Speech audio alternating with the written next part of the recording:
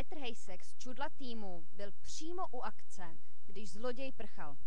Petře, jaký je tvůj pohled? No tak vracel jsem se tady do svého sektoru, jsem navštívil tady restauraci a viděl jsem, jak teda se něco tam děje, tam se nějak hádali a prostě to. A kolega z jiného týmu jim prozradil, že vlastně jsem taky od policie. No tak řekli mi, že jim ukradl peněženku a nějaký boty a ukázali teda na člověka přímo, který teda už odcházel. Tak jsme s tou jednou slečnou skočili do auta, dohonili jsme ho.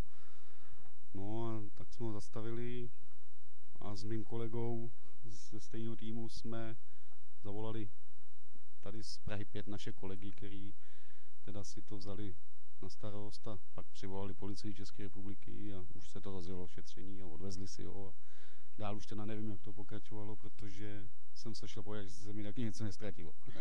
Ztratilo se něco? Ne, nic se nestratilo, naštěstí. On teda přelez plot a navštívil jenom to paintballové hřiště, kde měli složení ty věci, protože tam hráli právě paintball.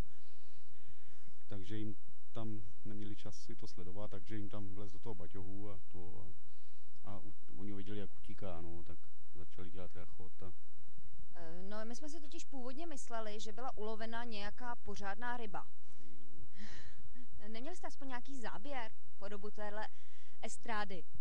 No, záběr jsme nebyli, ale neměli teda, ale z pohledu policie možná ryba ulovená byla.